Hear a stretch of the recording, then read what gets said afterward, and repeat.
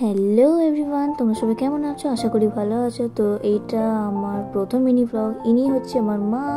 তো আমি এসেছি মায়ের স্কুল থেকে পিকনিক আয়োজন করা, মায়ের সাথে আমিও চলে এসেছি। আর এখানে সব বাচ্চারা গুলি চামচ খেলা হচ্ছে। আর সামনেই দেখতে পাচ্ছি গঙ্গা নদী আর একটা বড় জাহাজ মাল নিয়ে যাচ্ছে। তারপরে একটু আগে গিয়ে দেখলাম অনেক দোলনা, আর ওই দূরে একটা জিরাফ দেখলাম। কিছুক্ষণ এদিক ওদিক করার পর আমাদের পকোড়া দিল। জলটা কিরম দাঁড়িয়ে আছে দেখতে পাচ্ছ।